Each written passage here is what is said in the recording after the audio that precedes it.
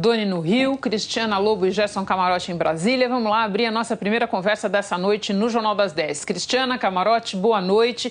Tem, de fato, muita coisa mal explicada nessa história, mais até do que disse o Zé Yunes ali na entrevista aqui para a Globo News. Agora, uma coisa a gente pode saber. O José Yunes não mencionou essa história para Michel Temer pela primeira vez nessa visita ao Alvorada ontem, depois já de ter prestado depoimento. No próprio depoimento aos procuradores, ele disse que lá atrás, quando vazou a delação do Cláudio Melo Filho, ele relatou ao presidente tudo que está dito agora, colocado agora nesse depoimento. E como não há hipótese de Eliseu Padilha e José Yunes estarem simultaneamente falando a verdade, a gente tem que o Michel Temer sentou em cima de tudo isso e não fez absolutamente nada a respeito. Renata, é difícil a gente imaginar o que alguém pensou para falar. Então, é difícil dizer qual era o objetivo do José Yunes ao falar publicamente isso ou tomar a iniciativa de ir ao Ministério Público. Mas eu acho que fica claro que ele quer se proteger. Mas na hora em que ele se protegeu, ele acabou arrastando o Eliseu Padilha para a fogueira, voluntária ou involuntariamente, ele arrastou. E de tarde ele quis dar uma consertada e dizer, não, acho que nem era dinheiro, porque não cabe numa caixa de uísque, não no envelope. Enfim, qualquer que seja o enredo no detalhe, o resultado é o seguinte, é um desastre para o governo essa conversa. Colocar a Lava Jato dentro do Palácio do Planalto, dentro do gabinete do presidente da República e dentro da Casa Civil. Como o ministro-chefe da Casa Civil está afastado por questão de saúde, ficou ali, dentro do gabinete do presidente. O detalhe a gente vai ver o que o Ministério Público vai dizer, né, Camarote? Mas o desastre está feito. Essa é uma questão, realmente, que desde ontem à noite, a gente conversou aqui no Jornal das 10 sobre esse episódio, já dando essa visita do José Yunes ontem ao Palácio da Alvorada. Ontem à noite, depois que inclusive a gente entrou aqui no ar, eu recebi vários telefonemas de interlocutores do presidente Michel Temer e vários preocupados. Primeiro, o núcleo do governo acaba sendo atingido e atingido de forma muito forte. Não só o Eliseu Padilha, que fica numa situação extremamente delicada a partir de agora, tendo que se explicar, e com essa mira do Ministério Público Federal, da Procuradoria-Geral da República, pedindo agora investigação formal sobre Padilha para o Supremo Tribunal Federal, mas, como, Renata, você coloca, o próprio presidente Michel Temer ficou exposto em relação a isso.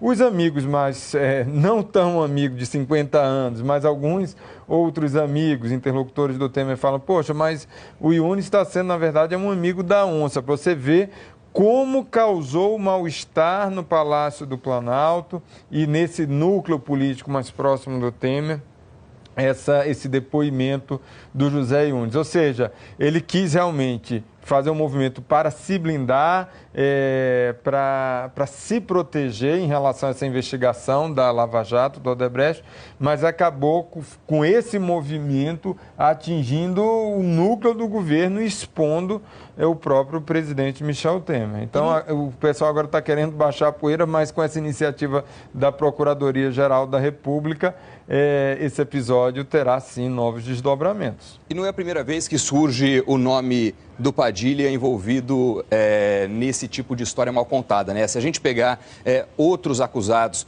da Lava Jato, por exemplo, o Cláudio Melo, o lobista do Odebrecht, citou isso. Quando a gente fala, por exemplo, o Funaro, também, o Marcelo Odebrecht teria feito menção a esse caso. Agora a gente tem o José Yunes e até mesmo o Eduardo Cunha, naquelas perguntas que ele fez para o juiz Sérgio Moro, fez alguma menção que de alguma forma reforçava essa história, né?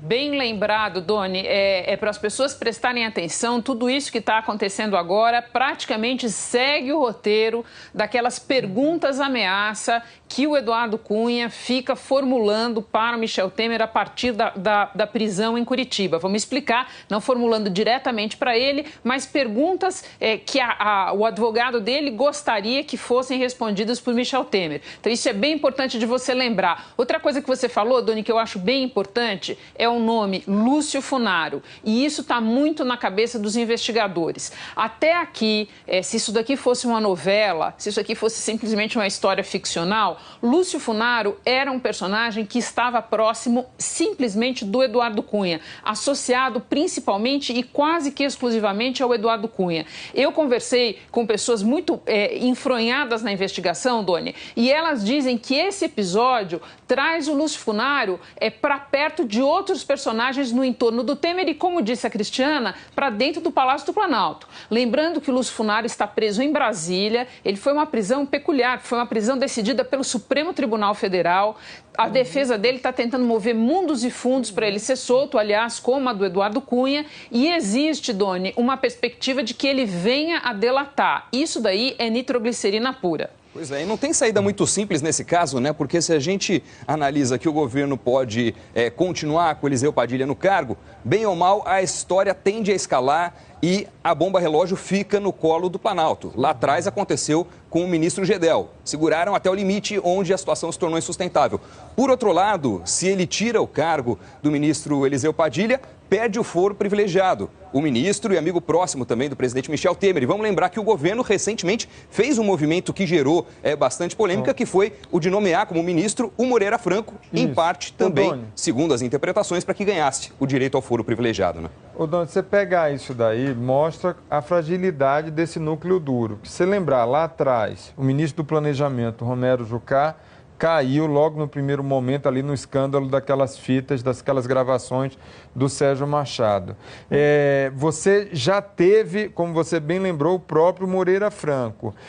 No final do ano passado, o Gedel Vieira Lima, e não caiu nem pela questão da Lava Jato, que ele também está na mira. Caiu pelo escândalo lá envolvendo o ex-ministro da Cultura, Marcelo Calero.